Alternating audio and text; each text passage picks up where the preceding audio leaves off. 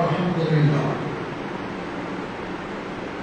نحمده ونستعينه ونستغفره ونعوذ بالله من شرور انفسنا ومن سيئات اعمالنا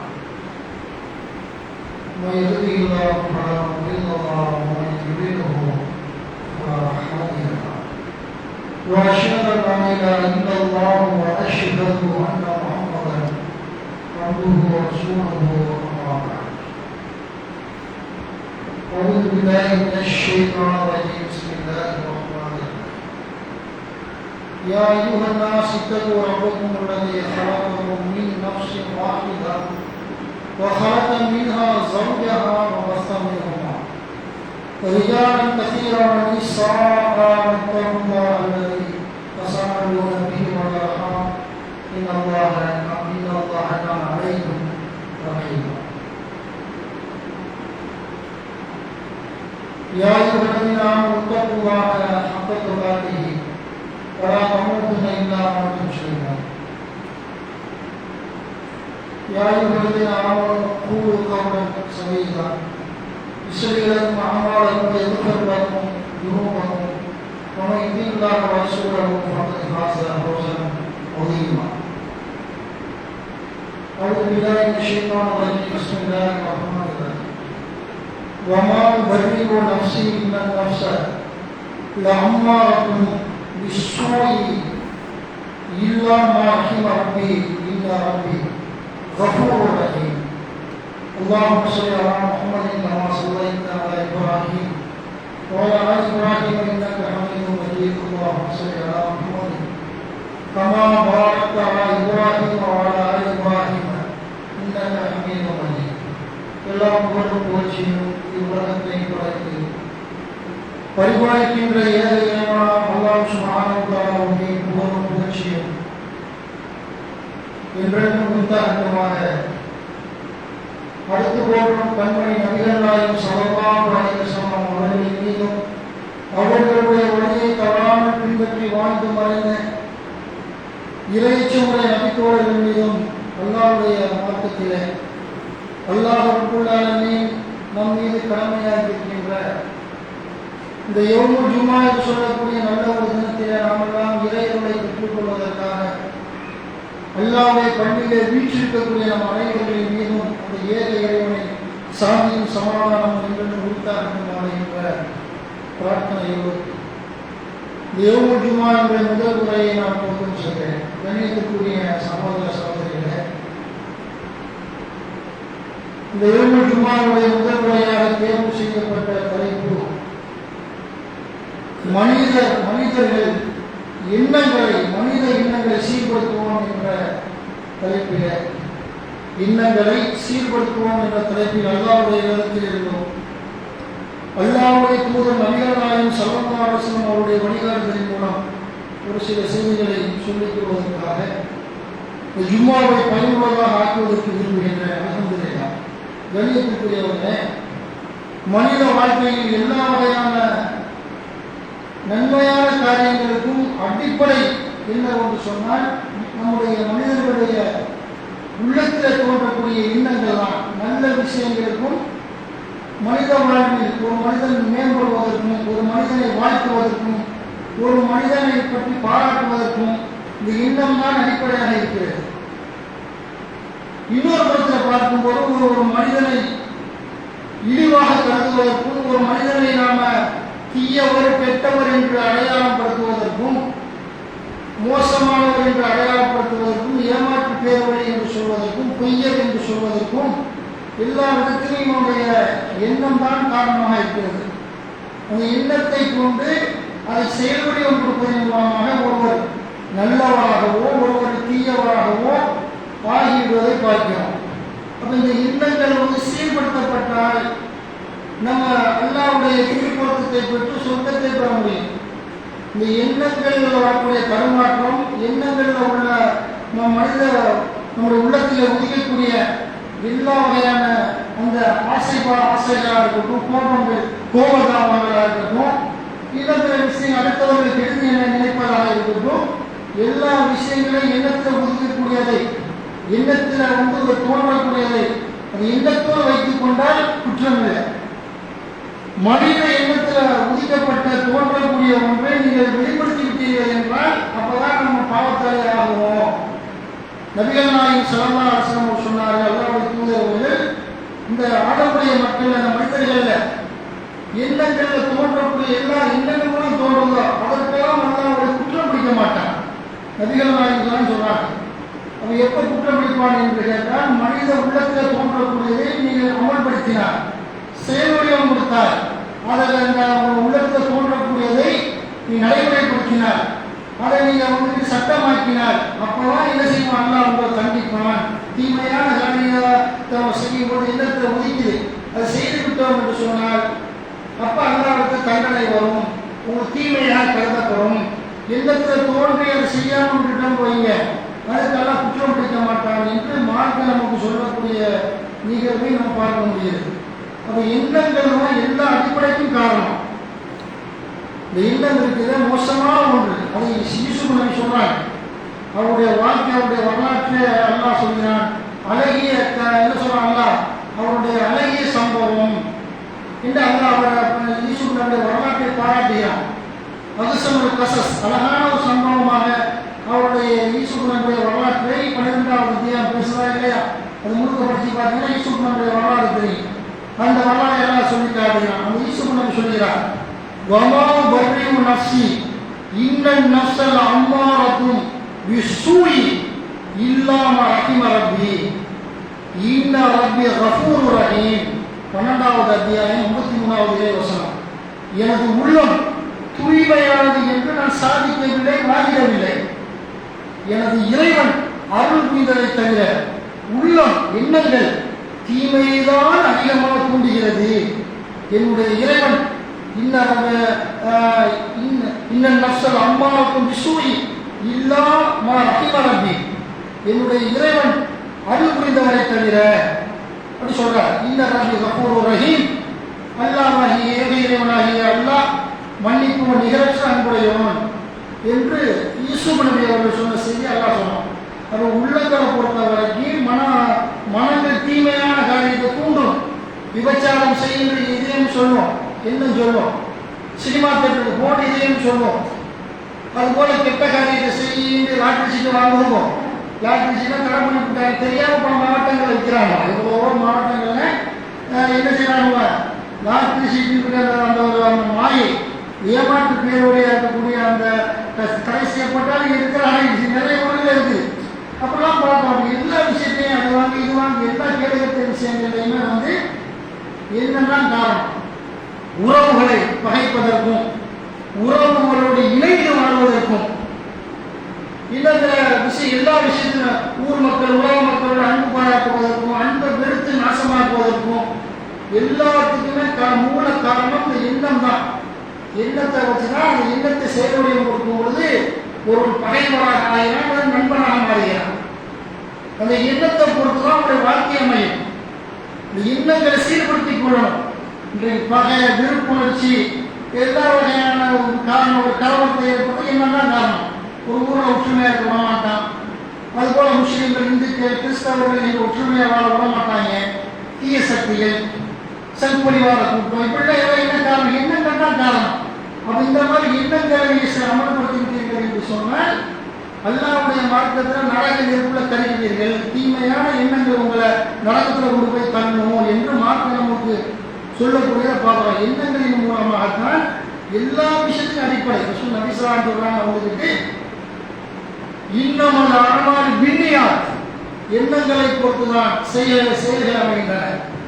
எண்ணத்தில் உதிக்கக்கூடியது செயல்வடிவம் கொடுக்கிறீர்கள் என்று நபிகள் நாயகம் ஸல்லல்லாஹு அலைஹி வஸல்லம் சொல்லியிருக்கிறாங்களா இல்லையா? இந்த எண்ணங்களை நீங்க பார்த்தீங்கன்னா சொல்லுவாங்க. அப்போ எண்ணங்களை பொறுத்தவரை மனசுக்குள்ள வச்சிருந்தீங்க வைங்க, பஞ்சாயத்து இருக்காது, பிரச்சனை இருக்காது. செயல்வடிவம் கொடுத்துட்டீங்க, அவ்வளவுதான். அப்போ மனசுக்குள்ள இருக்கக்கூடிய ஒரு சபையில் உட்காந்துருக்கிறீங்க, ஒரு நம்ம சகன் சாப்பாடு அல்லது திருமண சாப்பாடு, எங்கள் ஊர்ல சகன் சாப்பாடு திருமணத்துக்கு வைப்பாங்க. என்ன செய்வோம், சகன் 5 பேர் 6 பேர் சாப்பிட்றோம். அந்த மாதிரி போய் சாப்பிட்டு வைங்க. அதை சரி இலையில சாப்பிட்றீங்க, இன்னும் பக்கத்தில் ஒரு வெட்டலாம், இன்னும் போடு இன்னும் சாப்பாடை கொட்டுன்னு சொல்றாரு. ஒரு ஆள் போட்டுட்டு கறியை கொட்டுறான். பக்கத்தில் நோஞ்சானா இருக்க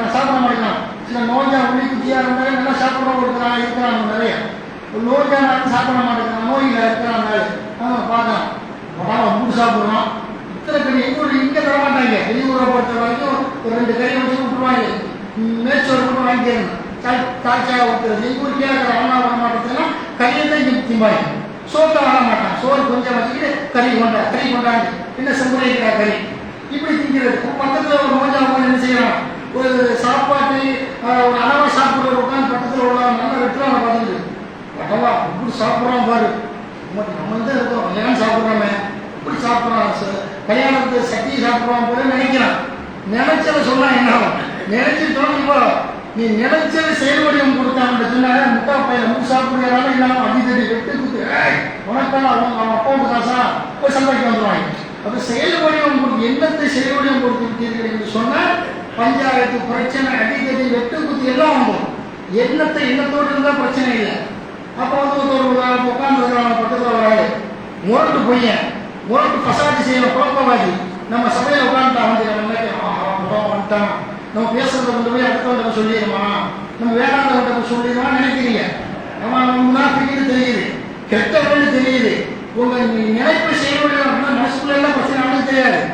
மனசுக்குள்ள வெளிப்படுத்திட்டா முன்னாபிக்கு மேலே போனா அவன் என்ன செய்வான், அதோட பிரச்சனை இன்னையா முன்னாபிக்குன்னு சொன்னா நான் எப்படி போட்டாலும் தெரியுமான்னு சண்டைக்கு வந்துடும். அப்ப எண்ணங்களை பொறுத்த வரைக்கும் நீங்க செயல் வடிவம் கொடுத்துட்டீங்க, அதுதான் அல்லாவுடைய கணக்கு எழுதப்படும். செயல் வடிவம் கொடுத்தோம் என்ன வேணாலும் வரலாம். ஒரு பெண்ணை பார்த்து ஆசை வரும், ஒரு அழகான பெண்ணு போறோம், வரக்கூடாது, தவறுக்கு பார்வை காய்க்கணும். ஒரு அழகான பெண்ணு போறான்னு வைங்க, உள்ளத்துல ஆசை வரும், நல்லா இருக்காது, அணிஞ்சா நல்லா இருக்குமே, அவரை லவ் பண்ணா நல்லா இருக்குமே, ஏதோ நினைக்கிறீர்கள். அது ஒரு பொண்ணு ஒரு பையனை பார்த்து நினைக்கிறா, சூப்பரா இருக்கிறான், இவன் புருஷனா நல்லா இருக்குமே, என்னமோ பிடிச்சி போய் நினைச்சீங்க.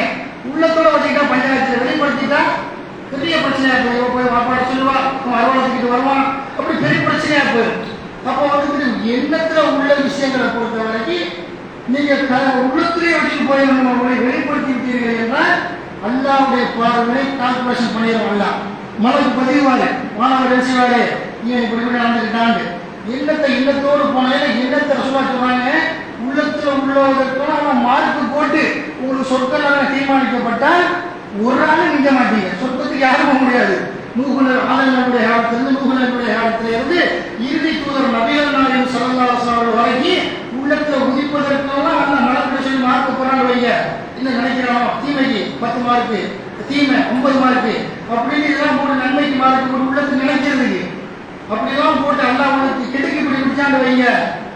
ஒட்டுமொத்த உலகத்தில் எந்த மனித ஜீவராசிகளும் சொர்க்கத்துக்கு போக முடியாது. அல்லாஹ் வந்து அளவற்றான் நிகரற்ற அன்புடன் என்ற காரணத்தினால்தான் உங்க உள்ளங்களில் உள்ளதுக்கெல்லாம் அல்ல என்ன செய்ய மாட்டான், உங்களை குற்றம் பிடிக்க மாட்டான். எதை உள்ளத்தில் ஒதுக்கப்பட்ட ஒன்று எதை செயல் வடிவம் கொடுத்தீர்களோ அதற்குத்தான் அல்லாஹ் உங்களை தண்டிப்பான் என்று மார்க்க நமக்கு சொல்கிறது என்று சொன்னால், அப்போ அந்த உள்ளங்களை பொறுத்த வரைக்கும் நல்ல விஷயங்களை நம்ம கையாள வேண்டும். எல்லா விஷய பகைமுறையில் இருந்து அன்பு பாராட்டுவதில் இருந்து எல்லா விஷயத்திலும் எண்ணங்கள் தான் காரணம் என்பதை அடிப்படை தகவலாக நாம் புரிந்து கொள்ள வேண்டும்.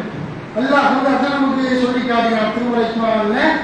அல்ல அந்த எண்ணங்களை பொறுத்த ரசூலுல்லாஹ் ஹதீஸ்ல குர்ஆன்ல வசனம் சொல்வதற்கு முன்னால் ரசூலுல்லாஹ் சொன்னாங்க, அந்த ஹதீஸ்ல அந்த இன்னமல் அமல் பின்னியா எண்ணங்களை பொறுத்துதான் செயல்கள் அமைகின்றன என்று அந்த தொடர்ச்சியாக ரசூலுல்லாஹ் சொல்றாங்க. இந்த மார்க்கத்துக்காக அல்லாஹ்வுக்காக இஸ்லாத்திற்காக யார் வந்து அரபுகள் அந்த காட்டரபிகள் அபுஜெஹல் உத்பா ஷைபா போன்ற இஸ்லாமிய எதிரிகள், இஸ்லாமிய தலைமை ரவுடிகள், இஸ்லாத்தை அழிக்க வேண்டும் என்று நினைக்கக்கூடியவர்களால் ஹிஜ்ரத் பண்ணி போனாங்க. நாட்டை விட்டு வீட்டை விட்டு சொத்து சொத்தை விட்டு உறவுகாரர்களை விட்டு நண்பர்களை விட்டு ஹிஜ்ரத் பண்ணி மக்காவோடும் மதீனாவுக்கும் அபிஷேகியாவுக்கும் போனார்கள். இந்த ஹிஜ்ரத்தை பற்றி சுதாரத்தை பேசுறாங்க. யார் அல்லாஹ்வுக்காகவும் அல்லாஹ்வுடைய தூதருடைய வழிகாட்டுதலின் அடிப்படையில் அல்லாஹ்வுக்காகவும் அல்லாஹ்வுடைய தூதருக்காகவும் ஹிஜ்ரத் செய்து சென்றார்களோ அவருடைய ஹிஜ்ரத்தில் என்ன தூய்மையாக இருந்துவிட்டால் அந்த ஹிஜ்ரத்துடைய நன்மையை பெறுவார்கள். அப்போ ஹிஜ்ரத் பண்ணி நாடு கடந்து போறாங்க இல்லைங்க, அப்படி போகக்கூடியவருடைய எண்ணம் எப்படி இருக்குதுன்னு சொன்னா, நம்ம அல்லாஹ்வுக்காக தான் போறோம், நம்ம அங்கே மதீனாவுக்கு போனாலும் கஷ்டப்படத்தான் செய்வோம், நாடினா நல்லாவும் இருக்கிறோம், அபிஷேகியாவுக்கு போனால் நம்ம தத்துவ வேற அது வந்து மக்கள் வாழ முடியாத அளவுக்கு கருப்பு நீங்களாக்கான வாழக்கூடிய இடம் அவசப்பகுதி, அங்கே நம்ம இருக்க முடியாது. ஹிஜ்ரத் பண்ணி போனவர்கள் நோக்கத்தை ரசூலுல்லாஹி சொல்லி காட்டினாங்க. அல்லாஹ்வுக்கும் அல்லாஹ்வுடைய தூதருக்காகவும் மட்டும் ஹிஜ்ரத் செய்து போவார்கள் என்று சொன்னால் உலக தூய்மை என்ன தூய்மையா இருக்குதுன்னு சொன்னால் அல்லாஹ் அவங்களுக்கு முழுமையாக கூலி வழங்குவான். அந்த நோக்கத்தை பெற்றுக் கொள்வார்கள், சொர்க்கம் கிடைச்சிடும். அல்லாஹ் அது போல சொல்றாங்க. அது போல இந்த ஹிஜ்ரத் மக்காவிலிருந்து நாடுகளுக்கப்பட்டு ஹிஜ்ரத் செய்தவர்கள், அபிஷினியா அது போல மதீனா இப்படி ஹிஜ்ரத் செய்தவர்கள் இவங்க உலக நோக்கத்திற்காக ஹிஜ்ரத் செய்திருப்பார்கள் என்று சொன்னால் அங்கே போனால் மதீனாவுக்கு போனால் நம்ம பேரிச்சம்பழ தோட்டத்தை நமக்கு பங்கிட்டு கொடுப்பாங்க, நமக்கு திருமணம் செய்து வைப்பார்கள், ஒரு வியாபாரத்தை கற்றுத் தருவார்கள், நிலப்பரப்புகளுக்கு உடமையாக்குவார், நமக்கு சொந்தமாக்கி தருவார்கள். இப்படி வீடுவாசல் கிடைக்கும். ஏதோ உலக நோக்கத்திற்காக சென்றீர்கள் என்றால் அதையும் பெற்றுக் கொள்வீர்கள். அது கிடைக்காதுன்னு நான் சொல்லல. யார் உலக ஆதாயத்திற்காக ஹிஜ்ரத் செய்து போறார்களோ அதை அவர் பெற்றுக் கொள்வார்கள். நோக்கம் என்ன இருக்குது? போனாங்க சூப்பர் கும்பல கிடைக்கும், அழகான பெண்கள் கிடைப்பாங்க, நம்ம நாட்டை விட அந்த பெண்கள் அழகாக இருப்பாங்க, ஏதோ ஒரு நோக்கத்தை அந்த அப்படியே வருது. ஒரு பெண்ணை நோக்கமாக ஹிஜ்ரத் செய்வார் என்று சொன்னால் அதை அவர் பெற்றுக் கொள்வார். மக்காவில் பெண்களை உங்களுக்கு பட்டு விட்டாங்க, குறைத்து விட்டாங்க, ஹிஜ்ரத் பண்ணிட்டாங்க, இங்கே கல்யாணம் பண்ண முடியாது, மதீனாவுக்கு போயிட்டோம், அங்கே பெண்களுக்கு திருமணம் செய்யலாம் என்று திருமண நோக்கத்துக்காக மட்டும் போனார்கள் என்று சொன்னால் கொள்கை தடுமாறி போய் அப்படி போனாங்க என்று சொன்னால் இவன் நினைச்சதும் கிடைக்கிறாங்க. சுகாசனம் நீங்க வந்துக்கிட்டு ஒரு பெண்ணை நோக்கமாக ஹிஜ்ரத் செய்கிறீர்கள் என்று சொன்னால் உலக ஆசையை அடைந்து கொள்வீர்கள். பொம்பளை ஒரு பெண்ணை இழக்கும் திருமணத்துக்கு. அப்பா சுகாசனம் சொல்றாங்க. அப்போ யார் அல்லாஹ்வுடைய ரசூலுக்காக ஹிஜ்ரத் செய்து போனார்களோ ஹிஜ்ரத்தை பிரித்து உலகத்துக்காக ஹிஜ்ரத்தா மறுமைக்கான ஹிஜ்ரத்தா? மறுமைக்கான ஹிஜ்ரத் நாளைக்கு ஒருத்தருக்கு ஒன்று சொல்லிட்டு இருக்குது.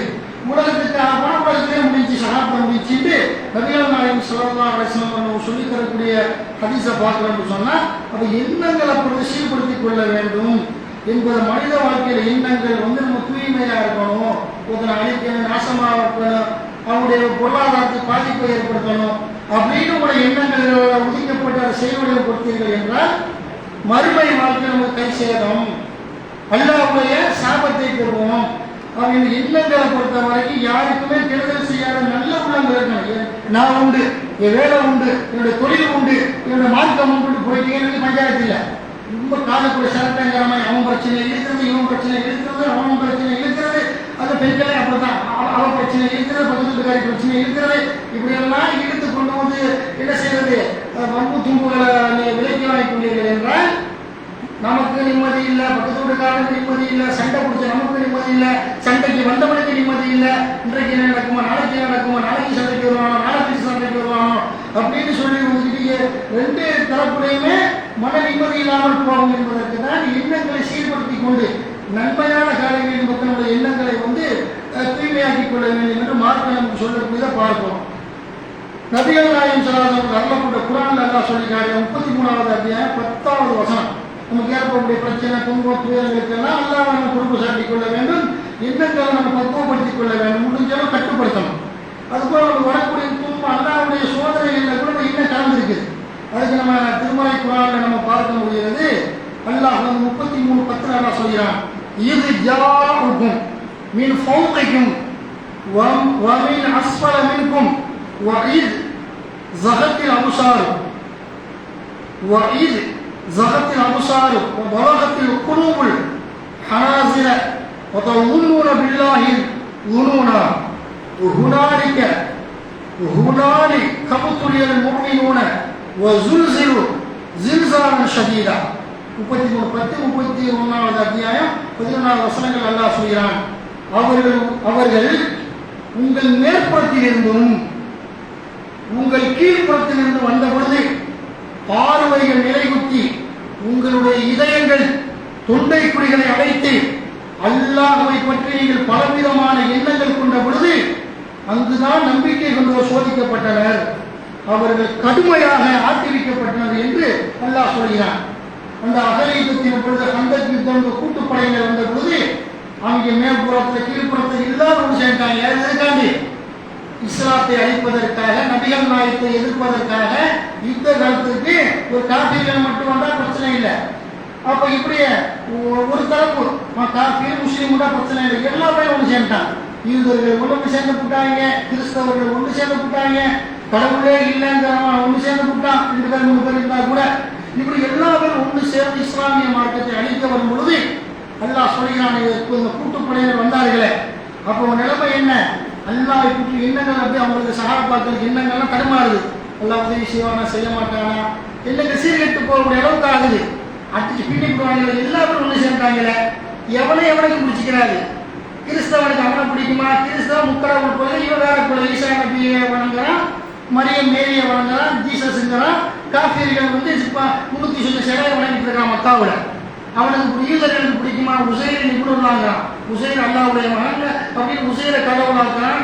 இவன் எந்த பயிலும் எவனையும் பிடிக்காது. ஆனால் இஸ்லாத்தை அழிப்பதற்காக நபிகள் நாயகத்தையும் இஸ்லாமிய மார்க்கத்தையும் வேரோடு வேறாக அழிக்க வேண்டும் என்று அந்த காஃபிர்கள் அந்த அவர்களுடைய எண்ணங்கள் எப்படி சிதறியது, அந்த மாதிரி விழா உள்ள சேர்ந்து அழிப்போடு முடிவு பண்ணி எல்லாம் கூட்டுப்படைகள் வந்தார்கள். அப்போதான் சஹாபாக்களுடைய எண்ணங்கள் கொஞ்சம் தடுமாற்றம் வந்தது.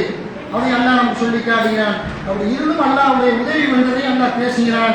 அதுக்கு முன்னாடி வந்து காஃபியுடைய முனாஃபிக்கினுடைய எண்ணங்களை எல்லாம் பேசுகிறான். 33வது அத்தியாயம் 12வது வசனம். وَإِذْ يَقُولُ الْمُنَافِقُونَ وَالَّذِينَ فِي قُلُوبِهِمْ مَرَضٌ مَا وَعَدَنَا اللَّهُ وَرَسُولُهُ إِلَّا غُرُورًا. அல்லாஹ்வும் அவருடைய தூதரும் ஏமாற்று வாக்குறுதியே அளித்தனர் அப்படிங்கிறாங்க. என்று நயவஞ்சகர்களும் உள்ளங்களின் நோய் உள்ளவரும் சோதிக்கப்பட்டனர் சொன்னாங்க. முஸ்லீம் இஸ்லாமிய படைகளில் இருந்து கொண்டு அல்லாஹ்வும் அவருடைய தூதரும் ஏமாற்று வாக்குறுதி அளிச்சு விட்டாங்க. 50 பேர் சேர்ந்தாங்களே, ஒத்த சேர்ந்ததை சமாளிக்க முடியாது. திடீர்னு என்ன அல்லாஹ்வுடைய உதவி இருக்குங்கிற நம்பிக்கையில் எங்களுக்கு இந்த முனாஃபிகீன்கள் சொன்னார்கள், அல்லாஹ்வும் தூதரும் ஏமாற்று வாக்குறுதியை தான் அளித்தனர் என்று நயவஞ்சகர்கள் கூறினார்கள்.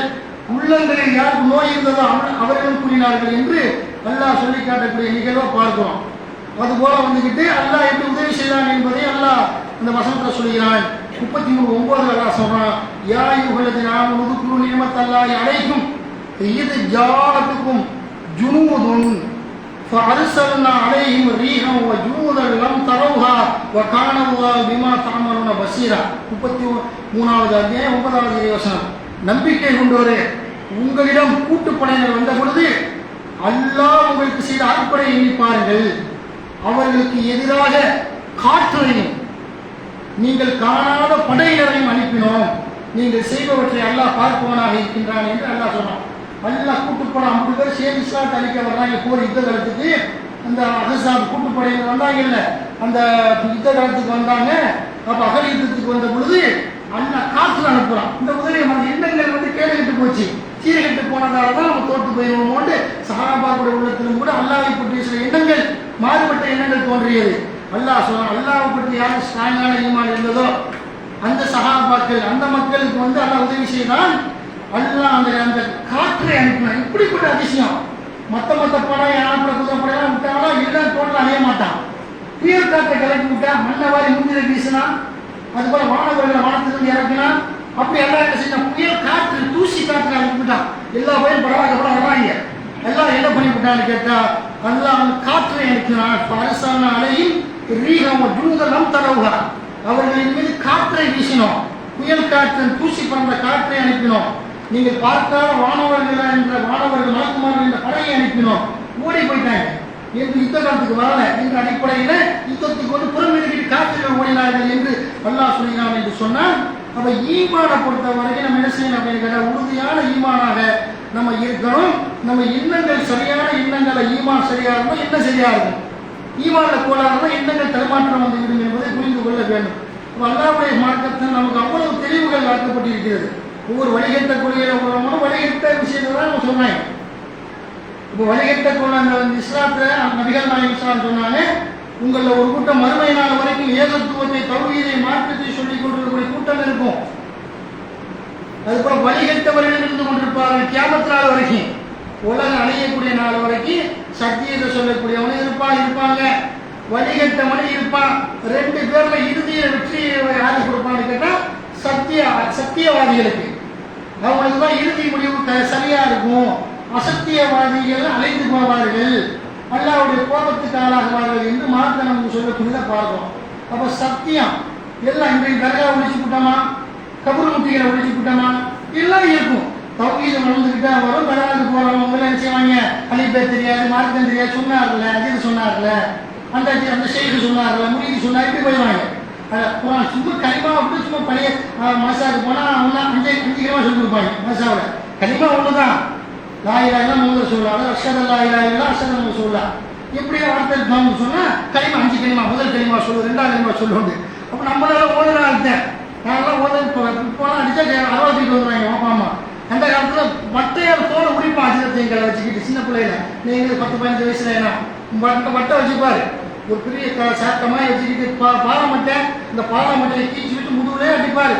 7ஆவது முடிக்க பார்க்க மாட்டார். வயசான கிழமை அவ்வளோ புதுசாக வச்சிருந்து தாடி மருமஸ்தான வரைக்கும் பொங்கும் அடி பின்னுவார். அம்மா அப்பா நினைச்சிட மாட்டாங்க.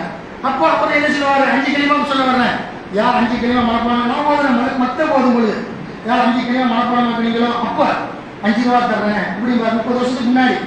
அப்போ என்ன செய்ய 25-30 வருஷத்துக்கு முன்னாடி சொல்லும் போது நாங்கள் என்ன செய்வோம், அப்போ 5 கலிமா 3 கலிமா மனப்பாடம் ஆகிட்டு 3 ரூபா கொடுத்தாரு எனக்கு. அப்போ என்ன செய்வார், அஜித் ஜிப்ரீல் உனக்கு இப்படி 3ன்னா 3 ரூபா. நமக்கு மேலே 5 கலிமா மனப்பாடம் ஆகி 5 ரூபா வாங்கினான். மொத்தம் 1 கலிமா மனப்பாடம் வாங்கினா 1 ரூபா.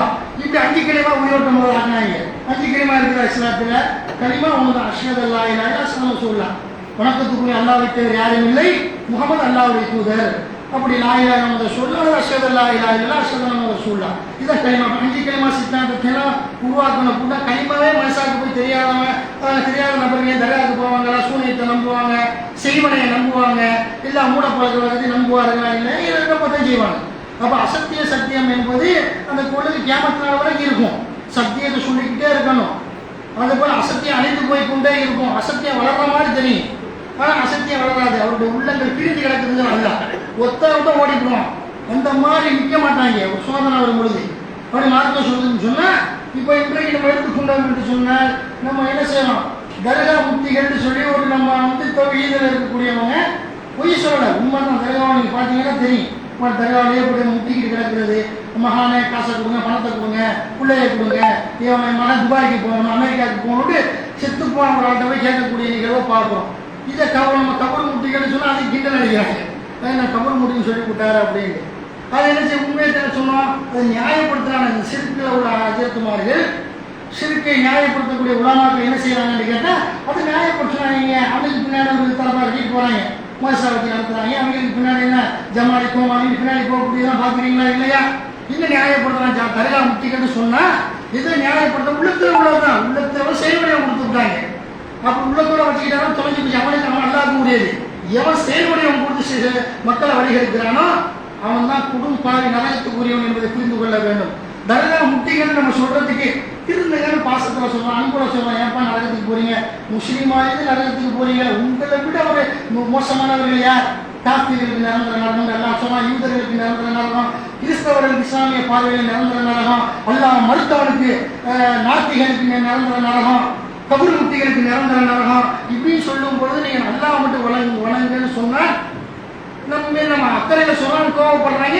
ஒரு கூட்டத்தை அவர்கள் என்ன செய்கிறார்கள் என்று சொன்னால் வழிகட்ட கொள்கையை இழுத்து செல்கிறார்களா இல்லையா? எப்படி சொல்றாரு, அவர் சொல்றாரு கபூர் முக்தி என்கிறார்கள் வஹாபிகள். கபூர் முக்தி என்பது தவறா? என்னடா தவறா? என்னத்தை எதை கொண்டு எதை சேர்க்கிறான்னு பாருங்க. கோமாளி என்னத்தான் படித்தாங்க, சோத்தை விட்டு வந்திருக்காங்க, மனுஷாவை உட்காந்துருக்கிறாங்க, 7 வருஷம் சோத்தை விட்டு வந்தாங்க. அப்படியே என்ன படித்தாங்கன்னு தெரியல. 1-2 பேர் சொன்ன சத்தியில சொல்லுவாங்க, அடுத்த ஆஃபீஸ் போவாம்பா நீ வந்து சொல்ல அப்படின்னா இருக்குது. எங்கள் ஊர் ராமநாதபுரம் மாவட்டம் ஒரு வந்துக்கிட்டு மண்டபம் இல்லை, பாம்பன் இல்லை, மண்டபத்திலே பாம்பன்லையும் மூடியில் எதிர்த்து ஒரு அஜத்து பயன் பேசிவிட்டாரு. ஜும்மாவோட ரூமுக்கு வந்துட்டா இயற்கை பேருவ ரூமுக்கு வந்து அவனை சீட்டை கிழிச்சு கொடுத்து அதோட அவன் வேலையை விட்டு தூக்கி அவர் தண்ணீரின் பக்கம் போய் இப்படிலாம் 1-2 பேர் தௌஹீதை சொல்லக்கூடிய உலமாக்கள் இருக்கிறார்கள். சுன்னத் ஜமாத்தை மறுக்க முடியாது. ஆனால் உண்மையை பேசினா அவனை பிடிக்க மாட்டான், தூக்கிடுவாங்க. ஆனால் அவனை போக்கிட்டான். அல்லாஹ் ஹைருர் ராஸிகீன், உணவளிப்பவர்களில் அல்லாஹ் தான் சிறந்தவன். இவன் நோய் அப்பா நோய் ஊர் நோய் ஜமாத்தம் ஏதோ ஒப்பந்தத்தில் கூட வேலை செய்கிறார்கள். அதனால் அந்த சத்தியத்தை சொல்லணும், அல்லாத உணவளிப்பவன். அதனால அவர் சொன்னார் மொழி தவறுன்னு சொன்னதை தூக்கி போட்டாங்க. இப்படி எல்லாம் பார்த்து சுன்னத் ஜமாத்தில் சில இடங்கள்ல இப்போ அந்த பேசக்கூட விட்டுருக்கான். எப்போ ஒரு அஜர் தூக்கி விட்டாங்க, என்ன பஞ்சாயத்து தெரியல. உடம்பு சரியில்லைன்னு சொல்லியிருக்காமல, வந்து உடம்பு சரியில்லைன்னு சொன்ன போன்ல கேட்கிறாரு, நீ வரியா வர மாட்டேன் கேட்ட உடனே இவன் போவான் அஜரத்து பேசக்கூட விடுறான். மக்கள் எப்போ நிர்வாகி தூக்கக்கூடிய காலம் வருமோ அப்பதான் இந்த ஒரு மகல்லாக்கள் மேன்மை என்று ஒருத்தர் நினைச்சா நான் வச்சத்தை விளக்கின உடனே கோபத்தில் ஃபேஸ்புக்கில் நான் பதிவு போடுறான். இந்த ஜமாத்தார்கள் நிர்வாகிகள் விளக்கக்கூடிய ஒரு தன்மைக்கு வரணும். அப்பதான் ஜமாத்தார்கள் நிர்வாகிகள் பயப்படுவாங்க. ஃபேஸ்புக்கில் அவங்க விளக்கி விட்டாங்க, ஒரு அஜத்தை விளக்கிட்டாங்க இந்த ஊர்லையா. அப்ப சத்தியத்தை சொல்லும் பொழுது சோதனை ஒரு எண்ணங்களின் அடிப்படை என்ன செய்யணும், உறுதியாக அல்லாஹ் நம்புவார்கள், அல்லாஹ் வழிகாட்டுவான். யார் எங்கள் இறைவன் அல்லாஹ் தான் என்று சொல்லி அந்த கொள்கையிலே உறுதியாக இருக்கிறார்களோ அவர்களிடத்தில் மாணவர்கள் இறங்குகிறார்கள்.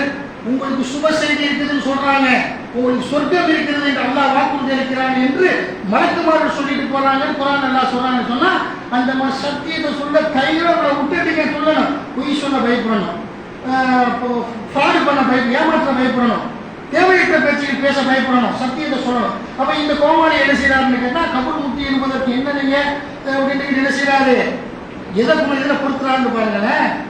கபூர் முக்தியின் தவறா என்னங்க சொல்றான்னு கேட்டா நபிகள் நாயகம் ஸல்லல்லாஹு அலைஹி வஸல்லம் மரணித்த பொழுது அபூபக்கர் சித்திக் ரலியல்லாஹு அன்ஹு அவர்கள் நபிகள் நாயகத்துடைய ஜனாசாவை முத்தமிட்டார்களே, அதுக்கு என்னப்பா சொல்றீங்க, அதனால இதுக்கு நான் கபூர் முக்திகளை சொல்லுங்கள், நான் கபரை முட்டை சொன்னா உங்களுக்கு எதுக்கு கோருங்கிறாரு பார்த்தீங்களா. அறியாமையில உங்களுக்கு மார்க்கம் தெரியாதவங்களுக்கு ஒன்றும் தெரியாது, சூப்பரா இருக்குமோண்டு. யார் மார்க்கத்தை படித்தார்களோ, யார் சத்தியத்தை படித்து உண்மை தன்மையை பொய் உணர்ந்து கொண்டவர்கள் தான் கோபம் வரும். பார்க்கணும் எதை கொண்டு எதிர முடிச்சு போடுறாரு. நபிகள் நாயகம் ஸல்லல்லாஹு அலைஹி வஸல்லம் அவர்கள் மரணித்த பொழுது அபூபக்கர் வெளியில இருக்கிறார், அவர் மதீனாக்குள்ள இல்ல. அபூபக்கர் சித்திக் ரலியல்லாஹு அன்ஹு அவர்கள் மதீனாவுடைய வெளிப்பகுதியில குடும்பத்தோடு இருக்கிறாங்க. நபிகள் நாயகம் மூத்தா போயிட்டாங்கன்னு சொன்ன உடனே அபூபக்கர் குதிரையில வர்றாரு. வந்து ரசூலுல்லாஹி ஸல்லல்லாஹு அலைஹி வஸல்லம் 2 கூறா போகுது. சில சஹாபா உமர் ரலியல்லாஹு உட்பட நபிகள் நாயகம் மரணிக்கவில்லைன்னு ஒரு தரப்பு ரசூலுல்லாஹி ஸல்லல்லாஹு அலைஹி வஸல்லம் தூங்குறாங்க, ஒரு தரப்பு ரசூலுல்லாஹ் மூத்தா போயிட்டாங்க. அற்பமானவர்கள் பெரும்பான்மையா உமர்லாம் அலுவலகத்துக்கு நிற்கிறாரு. யாராவது நபிகள் நாயகம் மூத்தா போயிட்டாங்கன்னு சொன்னீங்க கழுத்தை வெட்டி விட்டாங்க.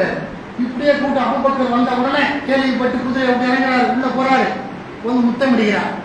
இதை முத்தமிட்டதை மட்டும் சொல்றான் அவன். அதுக்கப்புறம் என்னடா சொன்னாரு ரசூலுல்லாஹ் பத்தி அபூபக்கர் சொன்னது என்ன, அப்புறம் மையத்தை முத்தமிடலாம். அம்மா ஓலை பண்ண பிள்ளையே மூத்தா போயிட்டா, அது கடைசி இறுதி முத்தா அதுதான். அதெல்லாம் மண்ணில் போய் அடக்க சொல்லி போயிடுவாங்க, அவர் நன்மைக்குமே என்பார். முத்தமிட்டார்கள், அதான் எங்க கபர் முட்டின்னு சொல்லுவாங்க. சரி, அதுக்கு கூட என்ன சொன்னாங்க, நான் மறைக்கிறாங்க. அதுக்கப்புறம் சொன்னாதான் இவன் எனக்கு சமாதி கட்டக்கூடிய சொல்லு. அபூபக்கர் முத்தமிட்டு சொல்லுவார், கபரை முத்தமிடுவதா நல்லடியார் என்ன கேட்பதான் நிரந்தர நடக்கும், போயிடாதீங்க. அபூபக்கர் சொன்னது என்ன அப்படின்னு கேட்டா நபிகள் நாயகம் மையத்தா இருக்கிறார், முத்தமிட்ட பிறகு சொன்னார்கள். அங்க அடிச்சுட்டு நிற்கிறாங்க, ரசூலுல்லாஹ் சாவலை அப்படின்னு அடிச்சு நிற்கிறாங்க.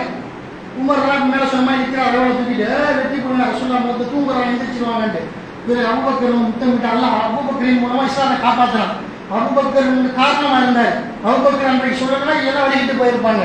அப்ப அபூபக்கர் சொன்னார், என்ன சொன்னாரு, ரசூலுல்லாஹ் முத்தமிட்டு விட்டு சொன்னார், யார் முகம்மதை வணங்குகிறீர்களோ நீங்க தெரிந்து கொள்ளுங்கள், யார் முகமது நபியை வணங்குகிறீர்களோ அவர்கள் தெரிந்து கொள்ளுங்கள், முகமது நிச்சயமாக மரணித்து விட்டார். யார் அல்லாஹ்வை வணங்குகிறீர்களோ தெரிந்து கொள்ளுங்கள், நிச்சயமாக அல்லாஹ் நித்திய ஜீவன் நிலையானவன், ஹய்யுல் கய்யூம் என்றுமே நிலைத்திருப்பவன், நித்திய ஜீவன் மரணமே இல்லாத ஒருவன் என்று முத்தமிட்டு இன்னக்க மையத்துவ இன்னகும் மையத்தூன், நபியை நீங்களும் மரணிப்பவர் அவர்களும் மரணிப்பவர்கள் என்று அபூபக்கர் சொல்லி சிறுக்கு போவாதேன்னு கோட்டையை அமைச்சிட்டு போறாரு. அதன் பிறகுதான் உமர் எல்லாரும் என்ன செஞ்சாங்க, ஆஹா கரெக்டா வசனத்தை காட்டுறாரு. அப்ப அபூபக்கர் நபிகள் நாயகம் மூத்தா போயிட்டாங்கன்னு சொல்லி என்ன செய்யறாங்க, அந்த சபையில இருந்து வாபஸ் வாங்கி கொண்டு குர்ஆனின் பக்கம் திரும்பினார்கள். அத்தனை பேர் சொன்ன மூத்தா போயிட்டாங்க. அப்ப அபூபக்கர் சொன்னது என்ன, யார் அல்லாஹ்வை வணங்குறீங்களோ அவன் நித்திய ஜீவன் நிலையானவன், என்றென்றும் உயிரோடு இருப்பவன். யார் முகமதை வணங்குகிறீர்களோ தெரிந்து கொள்ளுங்கள், முகமது மூத்தா போயிட்டாரு. செத்து போனவர் உங்களுக்கு சாப்பாடு தர மாட்டாரு, செத்து போனவர் உங்களுடைய நோயை கஷ்டத்தை நீக்க மாட்டாரு, செத்து போனவர் அவரே காப்பாற்ற முடியாது என்ற அடிப்படையாக நன்மை தீமை அவர்கள் சென்று விட்டார்கள் என்று அபூபக்கர் உணர்த்தியதை இந்த தலப்பா ஜிப்பா மறந்துவிட்டு மக்கள் வழி எடுக்கிறாங்க. அதனால நீ கபர் முக்திகள் என்று சொன்னால் நபிகள் நாயகம் கபர் முத்தமிடலையா, இந்த ரசூலுல்லாஹ் முத்தமிடலையான்னு சொல்லி ஒரு பகுதியை சொல்லுவாங்க, ஒரு பகுதியை மறப்பாங்க. பாவம் அந்த மக்கள் இஸ்லாமிய சமுதாயத்தில் அவருடைய பேச்சை கேட்டுவிட்டு இருக்குமோ நம்பி இருக்கக்கூடிய கூட்டம் அவர் பிற்பகுதியை மறைப்பதும் பொய்யை கலப்பதுமாக இருக்கிறார்கள் என்பதை புரிந்து கொள்ள வேண்டும். அப்ப எண்ணங்களை பொறுத்த வரைக்கும் நம்ம எண்ணங்கள் தான் தௌஹீதை தலைமுறையில்லாமல் காப்பாற்றணும் பூமியில என்றால் அதுக்கு என்னதான் காரணம், தௌஹீத நாசமாகி வழிகட்ட கொள்கை உயிரோட்டம் போது ஆக்கணும் நினைத்தால் அதுக்கு என்னதான் காரணம் என்பதை புரிந்து கொள்ள வேண்டும். அதுபோல நம்ம ஹதீஸில் நிறைய பார்க்கிறோம். நபிகள் நாயகம் ஸல்லல்லாஹு அலைஹி வஸல்லம் அவர்கள் சொல்கிறார்கள், சபியா என்ன செய்யறாங்க, ரசூலுல்லாஹ்வுடைய மனைவி சபியா பின்த் துஃபைல் அவங்க ஈத்திகாஃப் பள்ளியாசல இருக்கிறாங்க. ஈத்திகாஃப் விட்டு என்ன செய்யறாங்கன்னா நபிகள் நாயகம் பேசிக்கிட்டு இருக்கிறாங்க. ரசூலுல்லாஹ் சொல்றாங்க, பள்ளியாசல் விட்டு வெளியே வந்து வீட்டுக்கு போயிட்டு வர்றேன்னு சொல்லி சபியா சொல்லும் பொழுது ரசூலுல்லாஹ் சொல்றாங்க, அப்போ நானும் வர்றேன் உட்கா, நான் விட்டுட்டு வர்றேன் வீட்டுக்குள்ள. சரி பேசிக்கிட்டு ரசூலுல்லாஹ் தன்னுடைய மனைவி சபியாவோட வரும்போது 2 அன்சாரி தோழர்கள் நடந்து போறாங்க. போனோம் டக்கு நீங்கள் திரும்பி போய் ரசூலுல்லாஹ் பார்த்துக்கிட்டு தேச பார்த்துட்டு போனோம். ரசூலுல்லாஹ் கூப்பிட்றாங்க, போயிட்டாங்க. அல்லாஹ்வுடைய தூதர்கள் நைட் நேரம், இப்போ கொஞ்சம் இருட்டான நேரம், குரலை வச்சு அறிஞ்சிக்கிறாங்க. பொம்பளை குரல் ஆம்பளை குரல் கேட்குது. அப்புறம் ரசூலுல்லாஹ் நிப்பாடி நில்லுங்க, கண்டிப்பாக நில்லுங்க அப்படிங்கிறாங்க அல்லாஹ்வுடைய தூதரவர்கள். அப்புறம் அந்த சஹாபாக்களை நிப்பாட்டி, நான் பேசிக்கிட்டவன் யார் தெரியுமா, என்னுடைய மனைவி சபியா, என் மனைவி சபியா இடத்துல பேசிக்கிட்டு இருக்கிறான உடனே அந்த 2 சஹாபாக்கள் சொன்னார்கள், சுபஹானல்லாஹ், அல்லாஹ் தூயவன், அல்லாஹ்வுடைய தூதர், உங்களை நான் சந்தேகப்படுவோமா, உங்களை பற்றி நான் வேற என்ன பண்ணுவான்ற உடனே ரசூலுல்லாஹ் அவர்களை கூப்பிட்டு சொன்னாங்க, இந்த நீ நினைக்க மாட்டா, இப்போ நினைக்க மாட்டா, நான் இந்த விளக்கம் சொல்றதுக்கு முன்னாடி கொஞ்சம் தூரம் போன பிறகு சைத்தான் உள்ளத்தில் என்ன செய்வான் போட்டு, ஆமாம் ரசூலுல்லாஹ் என்ன பேசிக்கிட்டாங்க அந்நிய பெண்ணோட, அது யார் எதாக இருக்குமோ அப்படின்னு தவறான எண்ணம் விபச்சாரம் இது கட்டி விடக்கூடிய அளவுக்கு சைத்தான் உள்ளத்தில் மனமாற்றத்தை ஏற்படுத்துவான். தெளிவுபடுத்தி விட்டேன். இப்போ தெளிவுபடுத்தி இந்த ரசூலுல்லாஹ் தெளிவுபடுத்த சொல்கிறாங்க. இன்றைக்கே கடையில் இப்போ கடையில் வேலை பார்ப்பாங்க, ஒரு யதார்த்தத்துக்கு இனத்தையே கல்லா பக்கத்தில் எடுக்க போவாங்க, சந்தேகப்படுவான். முதலாளி கல்லா பக்கத்தில் போயிட்டான், காசு எடுத்து போட்டான், சொல்லணும் நான் வந்தது கட்சி வந்துருச்சு எடுக்க வந்தேன், பேனா வந்துருச்சு, ஒரு பள்ளி ஓடிச்சு கட்டி விடாமலே சொல்லிடணும். என் சந்தேகம் மட்டும்தான் இருக்கலாம். மனுஷன் கொண்டாடி மேலே சந்தேகப்படுவான், புள்ளி மேலே சந்தேகப்படுவான், முதலாளி தொழிலாளி மேலே சந்தேகப்படுவான், தொழிலாளி முதலாளி மேலே சந்தேகப்படுவான். சந்தேகம் உலகமாக இருக்குது, வீண் சந்தேகம் அடிச்சு நாசமாக்கிடும். அப்போ அதான் ரசூலுல்லாஹ் சொன்னாங்க, அந்த 2 சஹாபாக்களையும் கூப்பிட்டு, உங்களோட மனிதர்களுடைய இரத்த நாளங்களில் எல்லாம் சைத்தான் ஓடுகிறான். ரசூலுல்லாஹ் சொன்னாங்க, மனிதர்களுடைய இரத்த நாளங்களில் எல்லாம் சைத்தான் ஓடக்கூடிய காரணமாக நான் தெளிவுபடுத்தி விட்டேன். இப்போ ஒன்றும் பஞ்சாயத்து இல்லை. அவன் சொல்லாம கொண்டாட்டியில் பேசிட்டு இருந்தேன் சொல்லிட்டாங்கல்ல, என் மனைவி சபியாவோட பேசிக்கிட்டு இருந்தேன். அப்போ அதனால வந்துக்கிட்டு அல்லாஹ்வுடைய மார்க்கத்தில் தெளிவுபடுது. எண்ணங்கள் இருக்குது, மோசமான எண்ணம், நல்லவனை பாவியாகும், பாவியை நல்லவனாகும். இந்த எண்ணங்கள் என்பது அப்படிப்பட்ட ஒரு எண்ணம். அந்த எண்ணங்களை பரிசுத்தமாக ஆக்கிக் கொள்ள வேண்டும் என்பதை புரிந்து கொள்ள வேண்டும். அதுபோல வந்துக்கிட்டு ஒரு வசனத்தை நம்ம பார்க்கிறதா இருந்தால், நபி மூசா நபி அவர் எப்படிப்பட்டவர், ஒரு சிறந்த இறை தூதர். அவர் மூசா நபி அவர்கள் அல்லாஹ் கூப்பிடுறான், மூசாவை இடத்துல வா, உனக்கு வேதத்தை தர்றேன். அதுக்கு முன்னாடி இந்த மக்கள் தௌஹீதின் பக்கம் இழுத்து வச்சுட்டார். மூசா நபி அவர்கள் தௌஹீதின் பக்கம் கொஞ்சம் பேர் சேர்த்து வச்ச பிறகு ஒரு கூட்டத்தை அல்லாஹ் என்ன செய்யறான், மூசாவை கூப்பிடுறான். கூப்பிட்ட உடனே மூசா போறாரு. அப்போ அல்லாஹ் கேட்குறான், வந்துக்கிட்டு எப்படி கேட்குறான் அப்படின்னு கேட்டால், இந்த விஷயத்தை அல்லாஹ் மூசா நபி அல்லாஹ் பார்க்க வந்துட்டாரு. அல்லாஹ் சொல்கிறான், நீ நம்மகிட்ட வந்துட்டா, உன் சமுதாயத்தை கெடுத்து வச்சிருக்கான், அவன் போய் பாருங்க. அது விஷயம் அல்லாஹ் பேசுகிறான். என்ன கேட்குறான், 20:83 அல்லாஹ் சொல்கிறான், வமா அஜலக அன் கௌமிக யா மூசா, மூசாவே உமது சமுதாயத்தை விட்டு விட்டு அவசரமாக வந்தது ஏன் என்று இறைவன் கேட்டான் மூசா நபிட்ட. காலஹும் உலாய் அலா அசரி அஜிர்து இலைக்க ரப்பில் கருவா. 20:83 20:84 தொடர்ச்சியாக சொன்னான், அவர்கள் இதோ இறைவா எனக்கு பின்னால் வருகின்றனர் என்று இறைவன்ட்ட அவர் மூசா சொல்றாரு, என் இறைவா நீ திருப்திப்படுவதற்காக உன்னிடத்தில் நான் விரைந்து வந்தேன் என்று சொல்றாரு. வேதத்தை வாங்க போறார், அல்லாஹ் அவருக்கு வேதத்தை கொடுக்குறான், அந்த வேதத்தை வாங்க போறாரு. அப்பதான் அல்லாஹ் சொல்லி காட்டுகிறான். 20:85 அல்லாஹ் சொல்கிறான், காலஃப இன்னா கது ஃபதன்னா கௌமக மின் பாதிக்க வல்லஹும் சாமிலியு 20:85 உமக்கு பின் உமது சமுதாயத்தை நாம் சோதித்தோம், அவர்களை சாமிரி என்பவன் வழிகெடுத்து விட்டான் என்று இறைவன் கூறினார். அல்லாஹ் என்ன சொல்றா, சாமிரி வழிகெடுத்து விட்டானா அப்படின்னு என்ன செய்யறாரு, வர்றாரு, ஒரு கோபத்தோட வர்றாரு. இவன் என்ன செஞ்சான்னு கேட்டா, மூசா நபியுடைய அவர் போயிட்டாரு அல்லாஹ்ட்ட வேதம் வாங்க போறாரு. அப்ப இவன் என்ன செய்யறான், சாமின்னு சொல்ற அயோக்கியம், அந்த வழிகெட்ட கொள்கையில் உள்ளவன். அந்த மூசா நபி அல்லாஹ் மட்டும் வாழ்ந்த சமுதாயத்தை வழிகெடுப்பதற்காக மூசா நபி நடந்து போகும்போது காலடி மண்ணை எடுக்கிறான். காலடி மண்ணை எடுத்து ஒரு அந்த மக்கள்கிட்ட உள்ள அணிகலன்களை எல்லாம் வாங்குறான். உன் நகையை கொடுங்க, தங்கத்தை கொடுங்க, நகையை கொடுங்க, நெக்லஸை கொடுங்க, காலில் கூட பொலிசை கொடுன்னு கேட்குறான். அதையெல்லாம் வாங்கி ஒரு உருவம், காலைக்கு என்ற உருவத்தை செய்யலாம். என்ன செய்யலாம், கன்று குட்டிக்கு காலை கன்று கன்று மாதிரி என்ன செய்யலாம், கன்று செஞ்சு நகையெல்லாம் செய்யலாம். செஞ்சுட்டு என்ன செய்யலாம், சொல்றான். அப்படியே அந்த உடனே அது மாட்டின் சத்தம், அந்த காளை மாட்டினுடைய அந்த கன்றுக்குட்டி சத்தம் வருது. கன்றுக்குட்டி உடனே அவனுக்கு பத்தாது. உடனே இந்த கடவுள் மூசா வழிமாறி போயிட்டாரு, மூசா வந்துக்கிட்டு அவர் வழிமாறி போய்விட்டார். இந்த கடவுள் இருக்கும் பொழுது இந்த சத்தம் போட்டுச்சுன்னா, இந்த கடவுள் இருக்கும்போது மூசா இங்கே தொலைஞ்சி போயிட்டார். அதாவது வேதத்தை வாங்க, இதை வணங்க அப்படி வரை எடுத்து விட்டான் சாமிங்கிறாங்க. ஏன்னா கூட்டம் போடாமல் தரையாக போகிற இங்கே வந்துட்டாங்க. அந்த இந்த நந்தி சிலைக்கு வந்துட்டாங்க. மாட்டுட்டேன் வந்து மாட்டு கடவுளை வணங்க ஆரம்பிச்சோன்னா மூசா நபிக்கு எல்லாம் அறிவித்து கொடுத்தவொன்னா வர்றாரு. அதுக்கு முன்னாடி ஹாரூன் நபி, அவர் நபி தான் இறை தூதர். அவரை பொறுப்பாளர் விட்டு போனவொன்னா அவர் தடுக்கிறாரு, கேட்க மாட்டேங்கிறாங்க. ஹாரூன் போயா மூசா வர்ற வரைக்கும் நாங்கள் நீடித்து போங்கிறாங்க. அப்போ தான் மூசா நபி வர்றாரு, கோபத்தோடு வர்றாரு. நல்லா சொன்னான். வந்துக்கிட்டு ஒரு பலகையை தூக்கி போடுறாரு, அலாட்டம் வேதத்தை கோபத்தால் தாடியை பிடிச்சி ஹாரூனுடைய தாடியை பிடிச்சி இருக்கிறாரு. அவர் அப்படி பேசுறாரு, என் சகோதரன் மகனே என்ன ஒன்றும் செய்யாத, என்ன கை மீறி போட்டாங்க, என்னெல்லாம் குழப்பம் திட்டம் போட்டாங்க, என் பேச்ச கேட்கலான்ற பிறகு இப்படி வழிகெடுத்து வச்சாங்க. அதே எல்லாம் பேசுறான். 50 வருஷம் நிமிஷம் நேரம் இல்லை, அடுத்த செய்திக்கு போகணும். அதெல்லாம் வந்துட்டு ஒரு சிம்பிளான வசனத்தை முடிவு என்ன சொல்றான்னு கேட்டால், மூசா வந்து கேட்பாரு, ஏன்டா அப்படி வழிகெடுத்தா அப்படின்னு சொல்லிட்டு சாமிகிட்ட வந்து கேட்பாங்க. மூசா நபி என்ன கேட்பாங்கன்னு கேட்டால், அப்போ வழிகெடுத்து வச்சுட்டாங்கல்ல எல்லா மட்டும் வணங்கின கூட்டத்தை. அப்போ வந்துக்கிட்டு மூசா நபி வந்து கேட்பாரு, காலஃபமா ஹத்துபுகையா சாமிரியு 2095.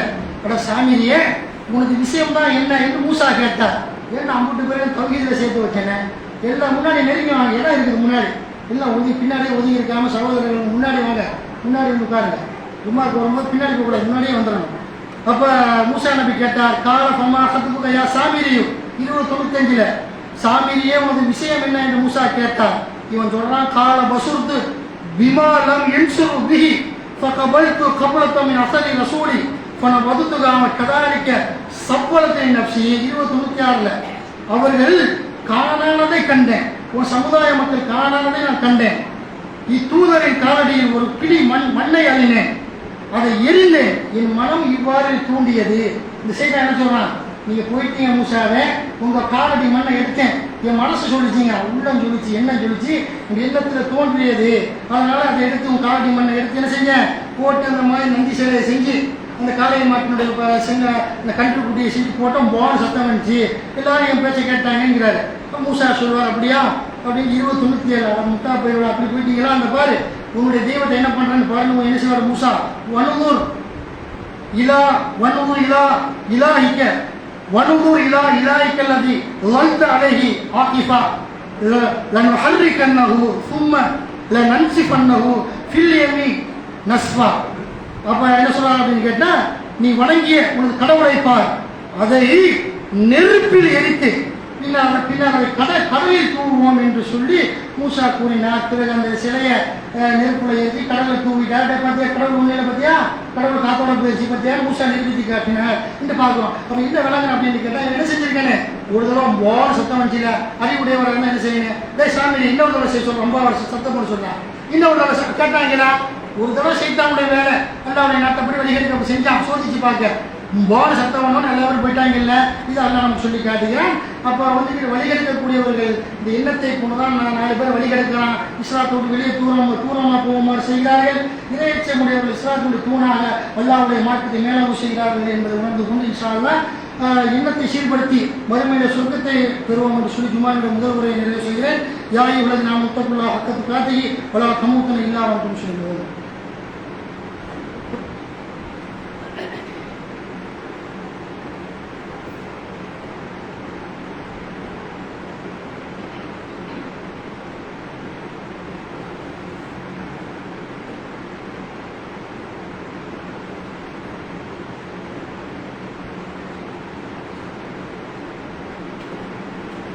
அல்ஹம்துலில்லாஹ்.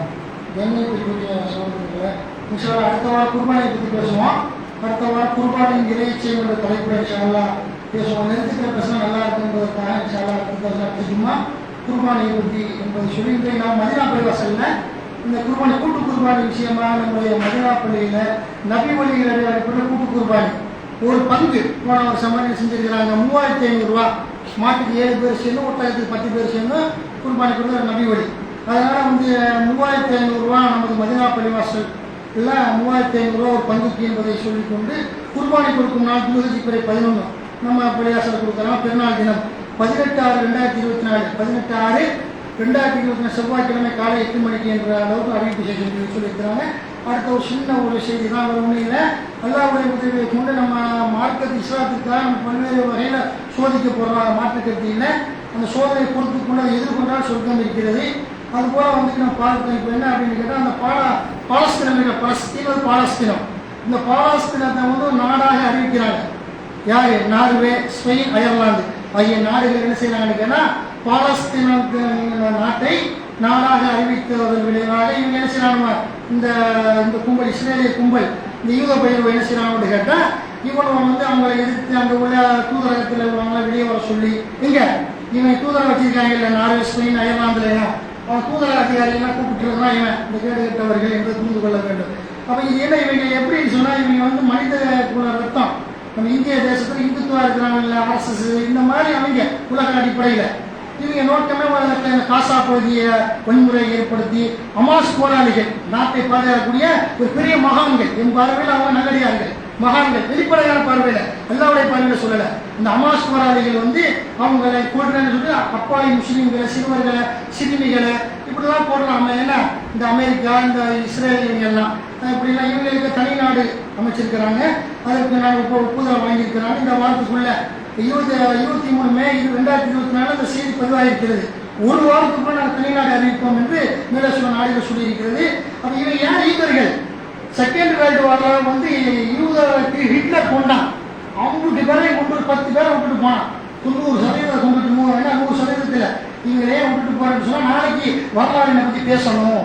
எப்படி பேசணும்? ஹிட்லர் நல்லவனா இந்த மேப்பையாங்களை வந்து போட்டு தெரியுது. செகண்ட் வேர்ல்டு வாரில் 2ஆம் உலகப் போரில் இவங்களை அழிச்சாதான் மக்கள் உலகமே நிம்மதி பெறும் என்பதை ஹிட்லரை பாராட்ட வேண்டும் என்பதற்காக செகண்ட் வேர்ல்டு வாரில் ஹிட்லர் பிடிச்சி அவங்ககிட்ட பேரை கொண்டுட்டு ஒரு 10% விட்டுட்டு போனாங்க. ஒரு 10 பேரை ஒரு 10% அவன் தான் உலக நம்பி நாடு இல்லாமல் அவங்களை பலஸ்தீன மக்கள் ஆதரித்தார்கள். அவங்க நாட்டை அபகரிச்சுட்டு தான் இவங்க என்ன செய்வாங்க, அவங்களை அகதியாக்கி விட்டாங்க. எல்லாம் அந்த கேடுகட்டவர்களுக்கு எல்லாம் தண்டனை வழங்க வேண்டும். யூதர்களுக்கும் இஸ்லாத்துக்கு எதிராக உள்ளவர்களுக்கும் சொல்லி சும்மாவுடைய 2ஆம் முறை நிறைவு செய்ய பதுக்குருணி அதுக்குறுக்கும் வஷ்குருணி வளா தக்குறோம்.